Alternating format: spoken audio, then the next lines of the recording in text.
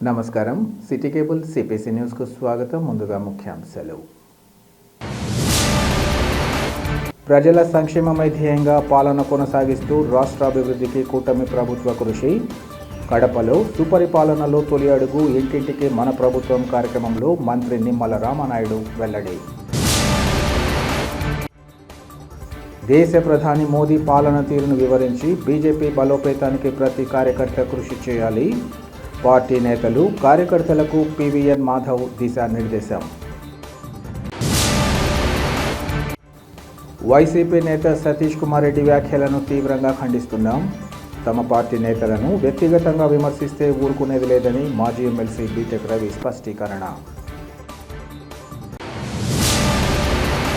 రాష్ట్రంలోని కూటమి ప్రభుత్వం ప్రజల సంక్షేమం ధ్యేయంగా పాలన కొనసాగిస్తూ రాష్ట్రాన్ని అన్ని విధాల అభివృద్ధి పదంలో పయనింపచేస్తోందని రాష్ట్ర భారీ నీటిపారుదల శాఖ మంత్రి నిమ్మల రామనాయుడు తెలిపారు.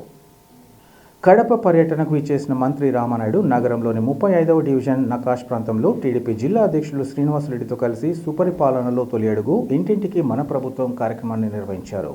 కూటమి ప్రభుత్వం ఏర్పడి సంవత్సరం పూర్తయిన సందర్భంగా ఏడాది కాలంలో చేపట్టిన అభివృద్ధి సంక్షేమ కార్యక్రమాలను, రాబోయే రోజుల్లో చేయబోయే అభివృద్ధి లక్ష్యాలను ఇంటింటికి వెళ్లి ప్రజలకు వివరించారు. ప్రజలకు అందుబాటులో ఉంటూ సమస్యలు నేరుగా విని పరిష్కారానికి కృషి చేస్తూనే ప్రభుత్వం ఇచ్చిన హామీలను పూర్తి స్థాయిలో అమలు చేస్తామన్న అవగాహన ఈ కార్యక్రమం ద్వారా ప్రజలకు కల్పించారు. ఇదే విధంగా ఈ క్రమంలో ప్రజలు తెలియజేసిన సమస్యలపై ఆయా నేతలు అధికారులను ఆదేశించి తక్షణ పరిష్కార చర్యలు తీసుకునేలా చర్యలు చేపట్టారు. ప్రజల మధ్య ఉంటూ సమస్యల పరిష్కారమే లక్ష్యంగా ముందుకు సాగుతున్నట్లు ఈ సందర్భంగా వారు వివరించారు. ఈ కార్యక్రమంలో పలువురు టీడీపీ, బీజేపీ నాయకులు, కార్యకర్తలు, స్థానిక ప్రజలు పాల్గొన్నారు.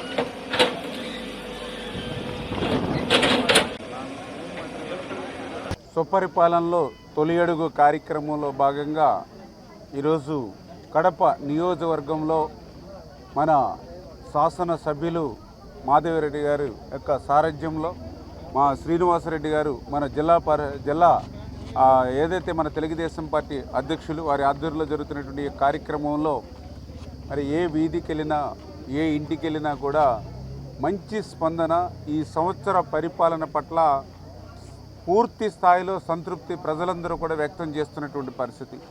అంటే గత ప్రభుత్వంలో కూడా ఆ రోజు జగన్మోహన్ రెడ్డి గారు పాదయాత్రలో మరి ఆ రోజు ఎంతమంది బిడ్డలుంటే అంతమందికి అమ్మఒడిస్తామని చెప్పారు. ఆ రోజు భారతిరెడ్డి గారు కూడా ప్రతి వాడవాడికి ఇంటింటికి వెళ్ళి ఒక బిడ్డని బడికి పంపితే 15,000 రూపాయలు, 2 బిడ్డల్ని బడికి పంపితే 30,000 రూపాయలని ప్రచారం చేశారు. అధికారంలోకి వచ్చాక మాట తప్పి మడమ తిప్పి ఒక బిడ్డకే 13,000 ఇచ్చి మోసం చేసినటువంటి పరిస్థితి. కానీ ఈరోజు ఈ ప్రభుత్వం అధికారంలోకి వచ్చాక ఈరోజు ఎంతమంది ఉంటే అంతమందికి, 2 బిడ్డలుంటే 26,000, 3 బిడ్డలుంటే 39,000, 4 బిడ్డలుంటే 52,000, 5 బిడ్డలుంటే 65,000 రూపాయలు. ఈ రకంగా ఎంతమంది బిడ్డలుంటే అంతమందికి ఇస్తూ ఉన్నారు. మరొక పక్కన రాజధాని లేనిటువంటి రాష్ట్రానికి రాజధాని నిర్మాణం చేసుకుంటూ, మరొక పక్క పోలవరాన్ని పూర్తి చేసి అటు ఉత్తరాంధ్రకు ఇటు రాయలసీమకు కూడా గోదావరి వరద జలాలు తీసుకెళ్లేటువంటి కార్యక్రమాన్ని శ్రీకారం చుడుతూ ఈ మరి గత 5 సంవత్సరాల పాలనంతా కూడా ఈ రకమైన అభివృద్ధి సంక్షేమం మనం చేస్తే గత 5 సంవత్సరాల పాలనంతా కూడా దోపిడీ, లూటి, అరాచకత్వం, నిరంకుశత్వం, కక్షలు, కేసులు, వేధింపులతోటే 5 సంవత్సరాల పాలన సాగినటువంటి పరిస్థితిని కూడా ప్రజలందరూ కూడా గుర్తుపెట్టుకోవాల్సిన అవసరం. ఈరోజు ఇంత సంక్షేమ అభివృద్ధిని మనం చేస్తూ ఉంటే ఆ రోజంతా కూడా ఆ రోజునటువంటి ముఖ్యమంత్రి తాడేపల్లి రాజప్రసాదం వదిలి ఒక్క అడుగు బయటికి పెట్టేటువంటి పరిస్థితి ఉండేది కాదు.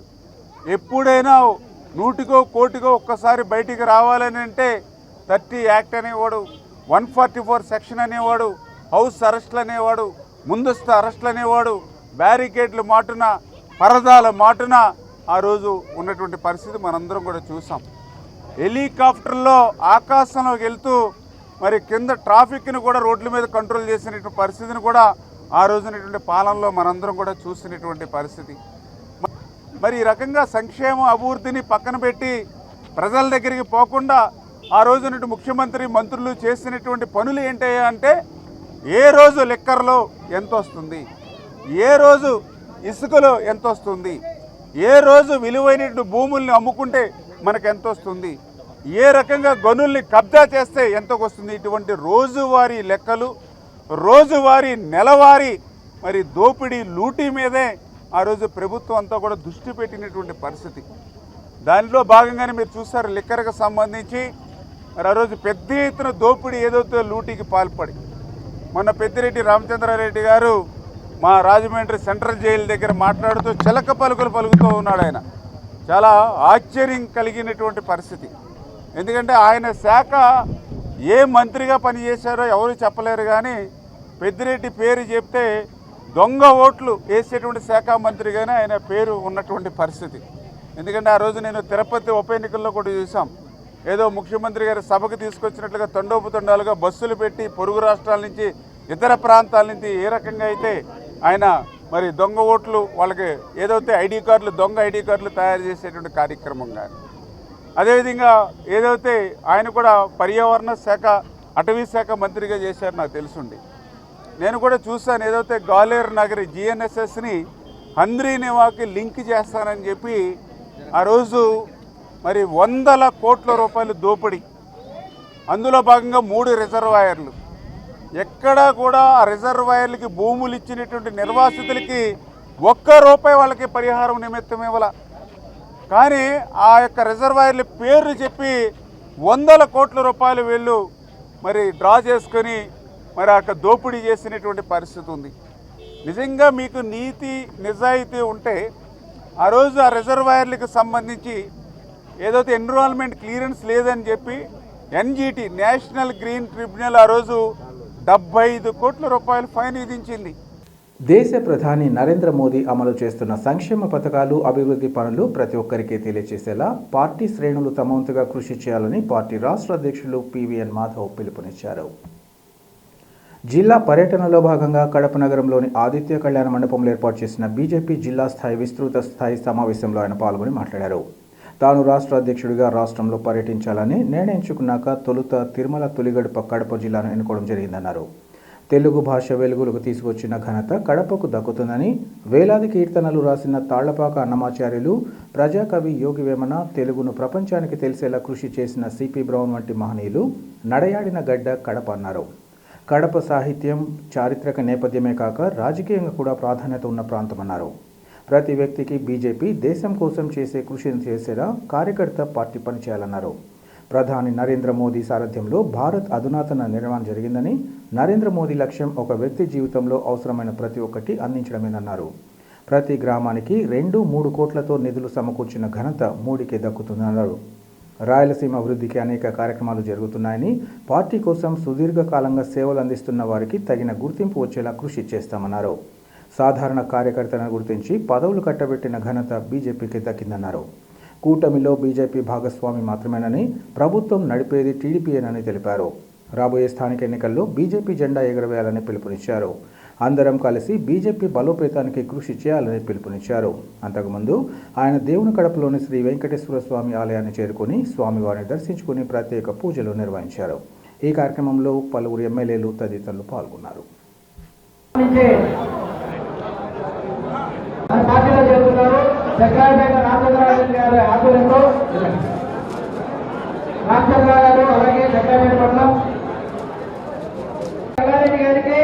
మాజీ జిల్లా అధ్యక్షుడు శ్రీ కుప్పాల శ్రీనాథరెడ్డి గారికి, రాష్ట్ర కేంద్ర కన్వీనర్ మానప్రకాష్ గారికి, ఎర్రగొండ ANP చైర్మన్ నాగరాజు గారికి, మహిళా భారతీయ జనతా పార్టీలో చేరడం కోసం పులివెందుల నుండి వైసీపీ నుంచి దండరాజు భవ్య గారు పార్టీలో నేను భారతీయ జనతా పార్టీ అధ్యక్షుడిగా బాధ్యత తీసుకున్న తర్వాత మొదటిగా మనకి దేవుని చెంతకు వెళ్ళాలి అంటే కలియుగ వెంకటేశ్వర స్వామి శ్రీ వెంకటేశ్వర సన్నిధి తిరుమలకి వెళ్ళాలి అంటే తొలి గడప కడప నుంచి ప్రారంభించాలి. కేవలం అదే కాదు, దక్షిణాది ప్రాంతం నుంచి కాశీపురానికి వెళ్ళాలి అంటే ఈ గడప దాటి వెళ్ళాలి. ఉత్తరాది నుంచి రామేశ్వరం రావాలి అంటే ఈ గడప దాటి రావాలి. ఆ విధంగా 3 ప్రాంతాల నుంచి ఎవరైనా మిగతా ప్రాంతాలకు వెళ్ళాలంటే ఈ గడప తొక్కాల్సిన అవసరం ఉంది.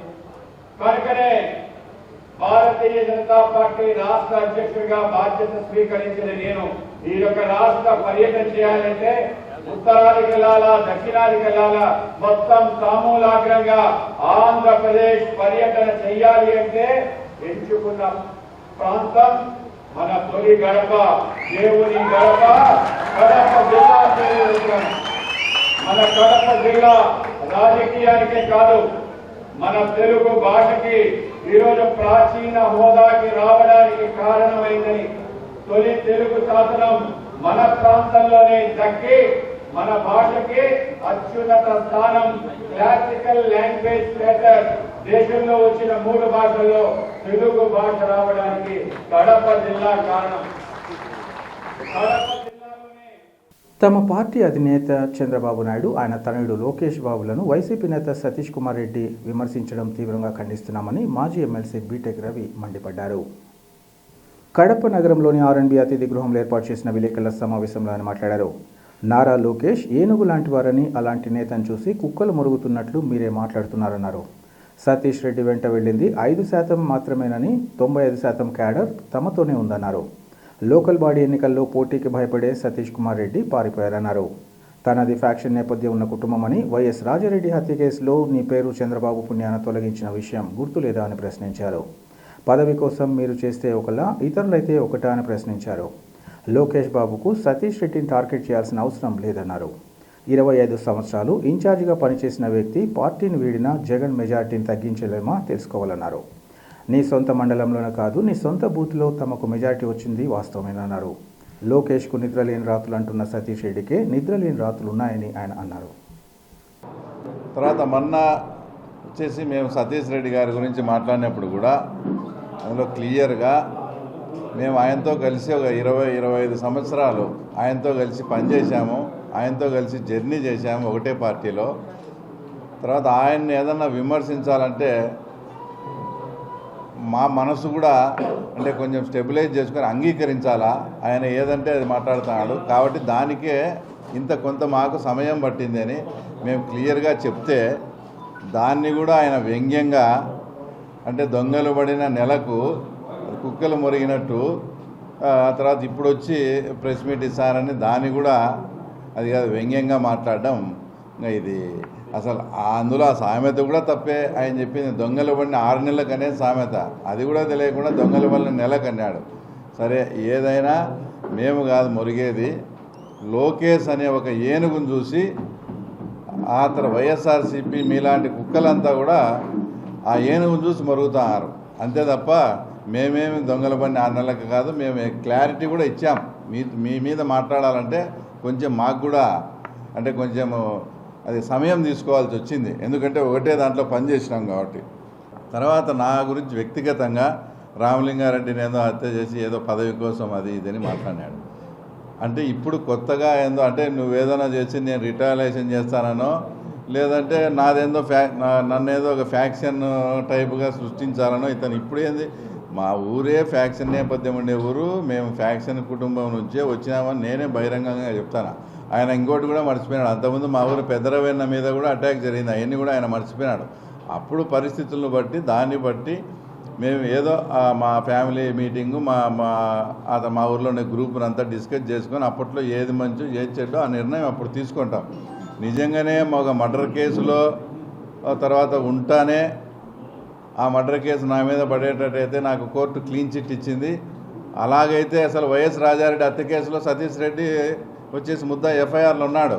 అటప్పుడు ఆయన నాకు ఆపాదించినట్టు తర్వాత వైఎస్ రాజారెడ్డి హత్యతో కూడా నీకు సంబంధం ఉంది అంటే ఈరోజు ఆయన ఒప్పుకుంటాడా? మరి ఆ రోజు పార్టీలో ఉండే వీరారెడ్డి గారు, వాళ్ళ మామైనటువంటి రాజగోపాల్ రెడ్డి గారు, తర్వాత కందుల శివానందరెడ్డి గారు, మేము అందరం కలిసి చంద్రబాబు నాయుడు సతీష్ రెడ్డికి నిజంగా సంబంధం లేదని చెప్తే చంద్రబాబు నాయుడు పుణ్యాన ఆ రోజు ఆ వైఎస్ రాజారెడ్డి హత్యలోంచి ఎఫ్ఐఆర్లో ఉండే పేరు, ఆ తర్వాత నీ పేరు కూడా చంద్రబాబు నాయుడే తొలగించిన విషయం కూడా మరొకసారి నీకు గుర్తు చేస్తాను. ఇంకా పదవి కోసం ఏదో మర్డర్ చేసినారన్నట్టు మాట్లాడినాం. అంటే మీరు చేసే ఏమో సంసారము, మేము చేసే తర్వాత వేరేదే. ఇదే ఎంపీపీ పదవి కోసమని మాట్లాడినాడు. 1995లో సతీష్ రెడ్డి గారు ఎంపీపీ ఎలక్షన్స్ వేంపల్లిలో పోటీ చేసినప్పుడు పులివెందుల నుంచి పోయి ఆ గూండాలు అప్పట్లో ఉండే కాంగ్రెస్ పార్టీ వాళ్ళంతా పోతే మీకు వాళ్ళకు చాలా గొడవ జరిగి లాస్ట్కి అది ఫైరింగ్ స్టేజ్కి పోయి ఫైరింగ్ జరిగి కూడా ఒక మనిషి వెంకట సుబ్బయ్య అనే అతను కూడా చనిపోయినాడు. అంటే మీరు పదవి కోసం కాదు ఆ రోజు ఆడ మర్డర్ జరిగింది. అంటే మీరు చేస్తే ఒకటి, ఇంకోరు చేస్తే ఒకటే. ఏదన్నా మాట్లాడేటప్పుడు తర్వాత ముందు వెనక కూడా ఆలోచన చేసుకొని మాట్లాడాలి. అసలు లోకేష్ బాబు గారికి సతీష్ రెడ్డి గురించి ఇంకోటి టార్గెట్ చేయాల్సిన అవసరం ఏముంటుందో ఒకసారి మీరు ఆయన కూడా ఆలోచించాలా. ఆయన 2024లో అవుట్రెట్గా తెలుగుదేశం పార్టీని వదిలిపెట్టి వైఎస్ఆర్సీపీ కండువా వేసుకొని ఆ పక్క ఎలక్షన్ చేసినాడు. నాకు తెలిసి ఆయన ఫ్రెండ్స్ కానీ శ్రేయోభిలాసులందా ఏంది ఇంత పని చేసుకుంటేవి, తీరా గవర్నమెంట్ వచ్చేటప్పుడు ఇన్నాళ్ళు కష్టపడి తీరా గవర్నమెంట్ వచ్చేటప్పుడు ఆ పార్టీలోకి పోయి ఇట్లా చేసుకోనని అందరూ చెప్తా. సతీష్ రెడ్డి గారికి నిద్రలేని రాత్రులు ఉన్నాయి, లోకేష్ బాబుకి కాదు. ఆయన ఇంకోటి ఏదో తీవ్ర పరిణామాలు ఉన్నాయంటే ఏదన్నా భౌతిక దాడులు అనుకొని ఆయన ఏదంటే అది మాట్లాడినాడు. మా దృష్టిలో తీవ్ర పరిణామాలంటే లోకేష్ బాబు గారిని కూడా మొన్న ఇంకా నేను ఆ మాటలు కూడా అనకూడదు, లోఫర్ గీఫర్ అని కూడా మాట్లాడడం జరిగింది. అలాంటి మాటలు మాట్లాడినప్పుడు చాలా తీవ్ర పరిణామాలు ఉంటాయి అని చెప్పినాం. రాష్ట్రంలోని ఆశా కార్యకర్తలకు ఇచ్చిన హామీలను అమలు చేయడంతో పాటు వారి న్యాయమైన సమస్యల పరిష్కారానికి ప్రభుత్వం సత్వర చర్యలు చేపట్టాలని ఏఐటీసీ రాష్ట్ర ఉప ప్రధాన కార్యదర్శి వెంకట సుబ్బయ్య డిమాండ్ చేశారు. కడప నగరంలోని యూనియన్ కార్యాలయంలో ఆశా కార్యకర్తల యూనియన్ రాష్ట్ర మహాసభల నేపథ్యంలో జిల్లా స్థాయి సమితి సమావేశాన్ని నిర్వహించారు. ఈ సందర్భంగా వెంకట సుబ్బయ్య మాట్లాడుతూ ఆశా కార్యకర్తల యూనియన్ రాష్ట్ర మహాసభలు ఆగస్టు 30, 31 తేదీలలో జిల్లాలో నిర్వహించబోతున్నామన్నారు. ఈ క్రమంలో నిర్వహిస్తున్న ఈ సమావేశం ద్వారా ప్రభుత్వానికి ఆశా వర్కర్ల సమస్యలను వినిపిస్తున్నామన్నారు. ముఖ్యంగా 1,50,000కు గ్రాట్యుటీ, మెటర్నిటీ లీవులు, వయోపరిమితి 62 సంవత్సరాల పెంపు ప్రకటనకే పరిమితం కావడం బాధాకరమన్నారు. మరోవైపు క్షేత్రస్థాయిలో ఆశా కార్యకర్తలకు టార్గెట్లు విధించి తీవ్ర ఒత్తిడికి గురి చేస్తున్నారన్నారు. అంతేకాకుండా సంబంధం లేని సర్వేలను ఆశా కార్యకర్తల చేత చేయించడాన్ని తీవ్రంగా ఖండిస్తున్నామన్నారు. మరోవైపు అరకొర వేతనాలు మాత్రమే అందిస్తూ వారిచే వెట్టి చేకిరి చేయించడం దారుణమన్నారు.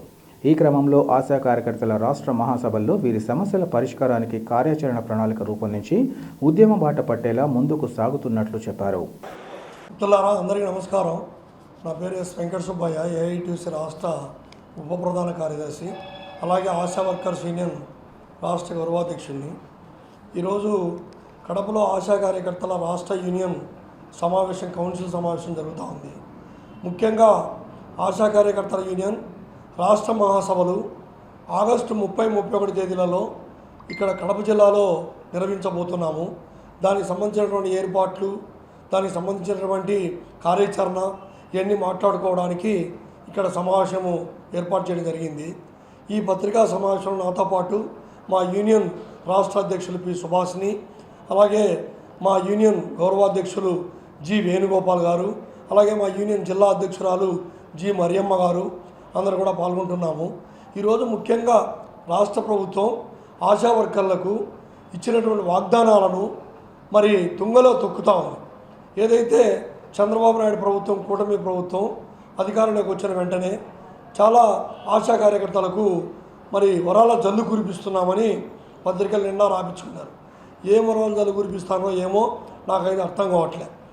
ఈరోజు 3 ప్రకటించారు. ఒకటి, ఆశా వర్కర్లకు 1,50,000 గ్రాట్యుటీ, మెటర్నిటీ లీవ్ 180 రోజులు, అదేవిధంగా వయో పరిమితి 62 సంవత్సరాలు పెంపుదల చేస్తా మరి ప్రకటించారు. కానీ ఆ పెంపుదల ప్రకటించి కూడా ఇప్పటికీ 3 మాసాల పైన అవుతా ఉంది. మరి ఎందుకు జీవో ఇవ్వట్లే? జీవో రాలే. జీవో రాని వల్ల అదేమీ పెద్దగా ఉపయోగం లేదు. ఈరోజు క్షేత్రస్థాయిలో ఆశా కార్యకర్తలను పీల్చి పిప్పి చేసి మరి పిండి పని చేయించుకుంటారు. కానీ వాళ్ళ కష్టం చాలా తీవ్రంగా ఉంది. ఈరోజు గర్భవతులు నమోదు కాకపోతే ఖచ్చితంగా బలవంతంగా టార్గెట్ ఇస్తాను. టార్గెట్ ఇచ్చి ఒక్కొక్క ఆశా కార్యకర్త నెలకు 100 గర్భవతులు తీసుకురావాలంటే మరి ఎట్లా యాడ్ నుంచి తీసుకురావాలా? కానీ ఇది టార్గెట్ పెట్టి చేసే పని కాదు.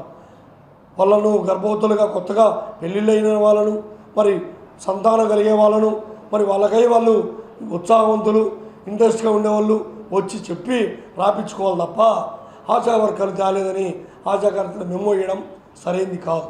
అదేవిధంగా ఆశా కార్యకర్తలకు అనవసరమైనటువంటి సర్వేలు, వాళ్ళకు సంబంధం లేని పనిని కూడా ఆశా కార్యకర్తలు చేయిస్తాడు. కొంతమంది కొన్ని దిక్కల అసలు పిహెచ్సి సెంటర్లలో బాత్రూములు కూడా కడిగిస్తాను, కసు ఊడిపిస్తాను. ఇది కాదు కదా ఇలా పని. వైద్య సేవలు అందిస్తాను. మొన్న సమీక్ష సమావేశంలో ప్రభుత్వము చాలా ఆశా వర్కర్లు మంచిగా పనిచేస్తున్నారు, సర్వీస్ ఇస్తున్నారని ఒక పక్క కితాబిస్తారు, ఒక పక్క కింది స్థాయిల అధికారులు వేధిస్తారు. ప్రజలకు తమ వంతుగా సేవలు అందించాలన్న ఉద్దేశంతో ఏజే ఎంటర్ప్రైజెస్ను ప్రారంభించడానికి స్వాగతిస్తున్నామని జిల్లా ఎస్పీ ఈజీ అశోక్ కుమార్ తెలిపారు. నాగరాజ్పేటలో అజయ్ రెడ్డి, జశ్వంత్ రెడ్డిలు ఏర్పాటు చేసిన ఏఎల్ స్టూడియోస్ ఏజే ఎంటర్ప్రైజెస్ను జిల్లా ఎస్పీ ప్రారంభించారు. ప్రస్తుత పరిస్థితుల్లో ప్రతి ఒక్కరూ బిజీ జీవితాన్ని గడుపుతూ వివిధ పనులు చేసుకోలేక సతమతం అవుతున్నారని, ఇలాంటి తరుణంలో వివాహ, జన్మదిన ఫంక్షన్లను వైభవపేతంగా నిర్వహించడంతో పాటు కార్పొరేట్ ఈవెంట్స్ ఏర్పాటు, మ్యాట్రిమోనీ నిర్వహణ, చిన్నారుల అత్యుత్తమ ఫోటోగ్రఫీని అందుబాటులోకి తీసుకురావడం సంతోషకరమన్నారు. ప్రతి ఒక్కరూ వీరి సేవలను సద్వినియోగం చేసుకుని జీవితంలో కొత్త అనుభూతిని పొందాలని ఆయన సూచించారు. ఈ కార్యక్రమంలో నగర ప్రముఖులు, స్థానికులు ఇంకా పెద్ద ఎత్తున యువకులు పాల్గొన్నారు.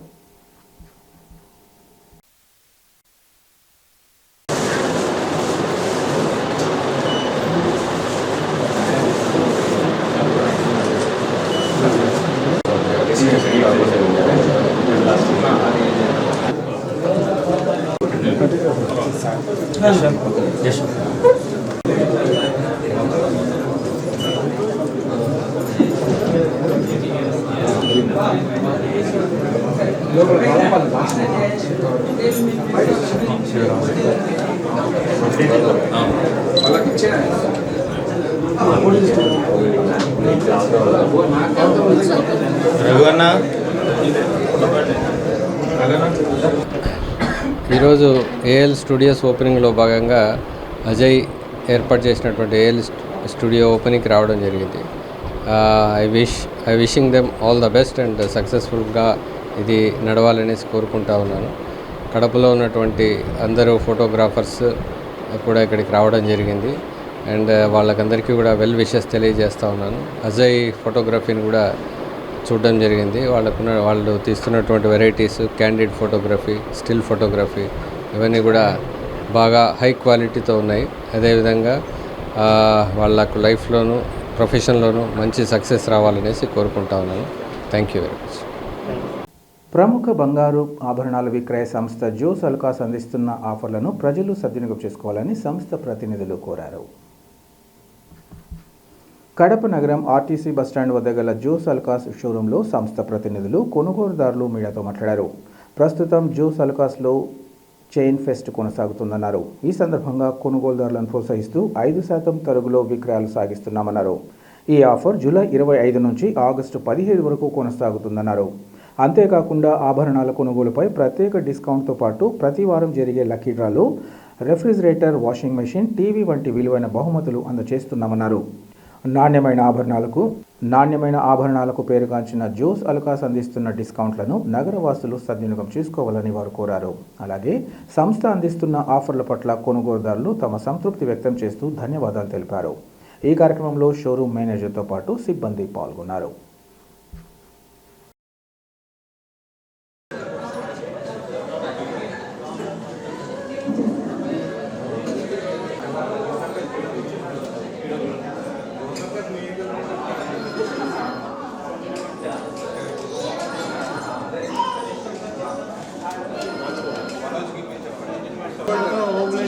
शिवराम क्या पता नहीं। हाँ कौन है मजा आने वाले?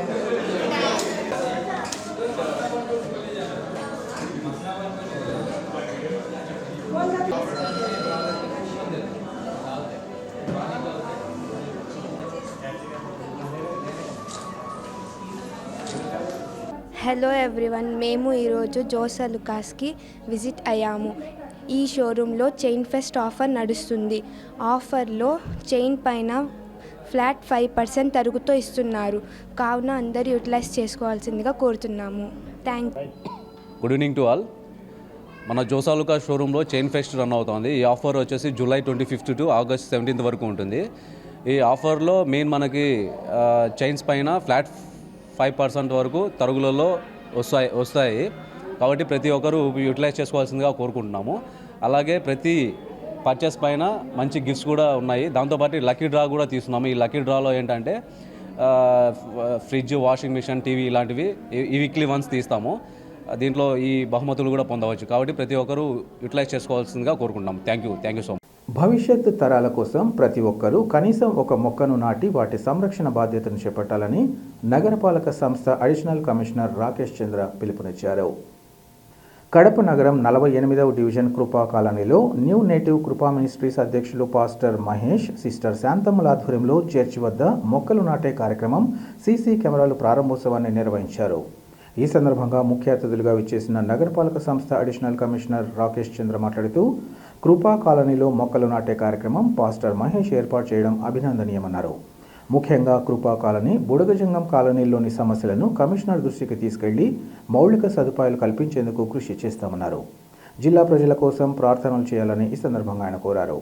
నాటిన మొక్కలను పర్యవేక్షించడంలో స్థానికులు ముందుండాలని పిలుపునిచ్చారు. తాలూకా ఎస్ఐ తాహిర్ హుసేన్ ఈ సందర్భంగా మాట్లాడుతూ ప్రస్తుత కాలంలో శాంతి భద్రతలను కాపాడేందుకు సీసీ కెమెరాలు ఎంతో దోహదపడతాయని, ఒక్క సీసీ కెమెరా ఉంటే 1000 మంది పోలీసులతో సమానమన్నారు. ఎస్పీ ఆదేశాల మేరకు కృపా కాలనీ న్యూ నేటివ్ కృపా చర్చి వద్ద నిఘా నేత్రాలు ఏర్పాటు చేయడం అభినందనీయమన్నారు.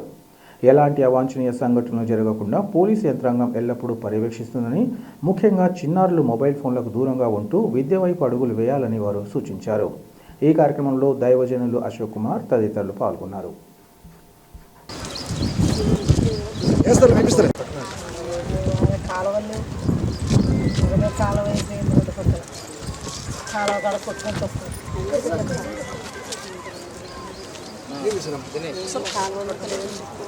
చెప్పారా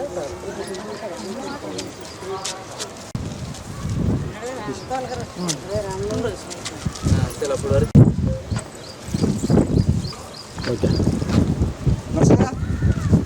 అది ఇబ్బంది లేదు.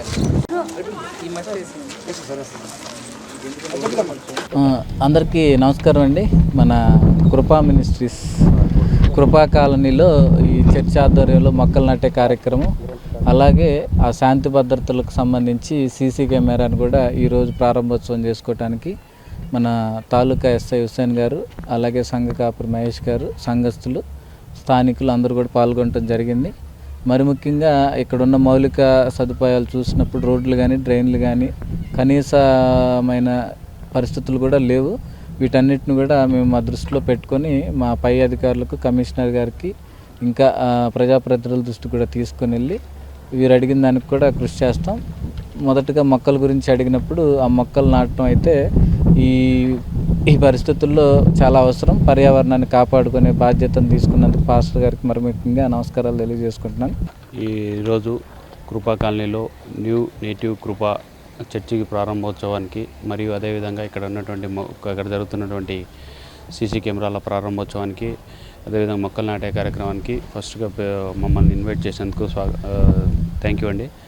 ఇంకేంటంటే ఇప్పుడు శాంతి భద్రతలో భాగంగా ఇప్పుడు ఎక్కడ ఏం జరిగినా సీసీ కెమెరాలు అనేది చాలా క్రూషియల్ రోల్ పోషిస్తున్నాయి.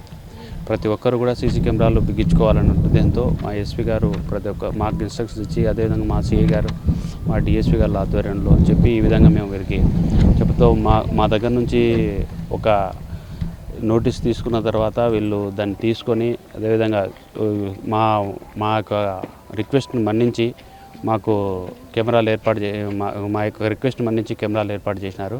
ముందుగా థ్యాంక్ యూ మహేష్ గారికి. రాష్ట్రంలోని మత్స్యకారులు ఎదుర్కొంటున్న సమస్యల పరిష్కారానికి పాలకులు తమ వంతుగా చేయూతను అందిస్తూ జీవనోపాధికి ఇబ్బందులు లేకుండా చూడాలని ఆంధ్రప్రదేశ్ సాంప్రదాయ మత్స్యకార కులాల సంక్షేమ సంఘాల సమాఖ్య ప్రతినిధులు కోరారు. కడప నగరంలో ఆంధ్రప్రదేశ్ సాంప్రదాయ మత్స్యకార కులాల సంక్షేమ సంఘాల సమాఖ్య ఆధ్వర్యంలో కడప, కర్నూలు, అనంతపురం, చిత్తూరు జిల్లాల సమావేశాన్ని నిర్వహించారు.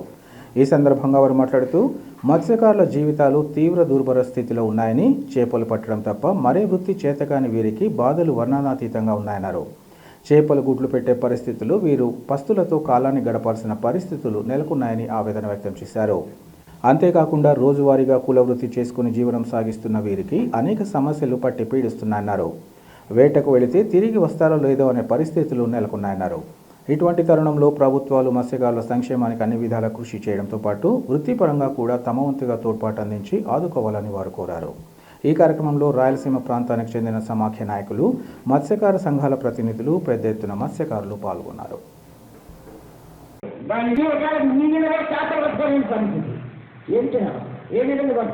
మాకు ఏదైతే ఉందో 40 ఏళ్ళ నుంచి ప్రజలుగా మధ్యలో కాలం చేసుకుంటున్నాం. ఆయన జగన్ నుంచి ఉండేవాడు 10 మంది కార్యక్రమాలు తెచ్చి ఉంది.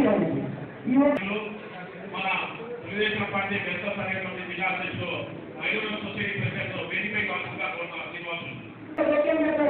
నీది కాదు, మీ అర్థం కాదు, మీ సోషల్ కాదు, సోషల్ కాదు, సోషల్కి చట్టం ఉంటుంది. నేను ఇప్పుడు నమస్కారాలు. ఎమ్మెల్సీ తిరుపతి చిత్తూరు జిల్లా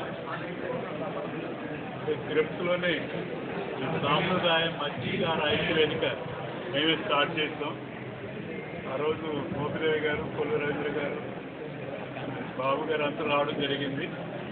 అంటే మత్స్యకారులని సరిగా వివిధమైన ఇబ్బందుల్లో ఉన్నారు. పెట్టేటంటే వాళ్ళకు ఉన్నది ఈ బ్రీడింగ్ సమయం, అంటే గుడ్లు పెట్టే సమయంలో వాళ్ళకి వృత్తి ఆదాయం ఉండదు. అలాగే మౌలిక సదుపాయాలు, రోడ్లు, బోట్లు నిర్మాణం, దానికి ప్రభుత్వం సహాయం చేయడం. అలాగే వాళ్ళకి అంటే తీర ప్రాంతంలో వాళ్ళ పిల్లలకి చదువులు ఉండదు, స్కూల్స్ ఉండవు. అక్కడ వైద్య ప్రాబ్లం వస్తే, ఆరోగ్య సమస్యలు వస్తే వాళ్ళకి సరైన ఆరోగ్య సదుపాయాలు లేదు. అందువల్ల ముఖ్యంగా సముద్ర తీరంలో వాళ్ళకి వేట నిషేధ సమయంలో సరైన వృత్తి కల్పించాలి. అలాగే ఇక్కడ వాళ్ళకి మౌలిక సదుపాయాలు, రోడ్లు అన్నీ కల్పించాలి చేపలు పట్టుకుని అమ్ముకోవడానికి. అలాగే అక్కడ వైద్య పరిస్థితి, ఆరోగ్యాలు, విద్యా విషయాలకి కూడా చాలా అవసరం ఉంది. ఎందుకంటే ఇక్కడ పరిస్థితి అంటే సముద్రానికి వెళ్తే, వేటకెళ్తే తిరిగి వస్తారో లేకపోతే వాళ్ళకి గ్యారెంటీ ఉంటుంది.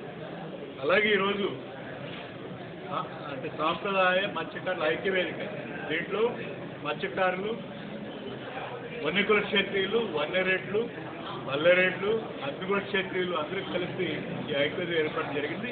దీనికి అన్ని సంఘాల నాయకులు ఈరోజు మా తిరుమల రెడ్డి గారు, వన్యరెడ్డి సేవా సంఘ అధ్యక్షులు, అలాగే ఇంకో డైరెక్టర్లు, అలాగే అందరూ కలిసి ఈరోజు కార్యక్రమం చేయడం జరిగింది. అంటే దీనివల్ల మా సత్తా, అంటే మా ఇన్ని సంఘాలు కలగడం వల్ల మా సత్తా ఏందో ప్రజలు చూపెట్టాం.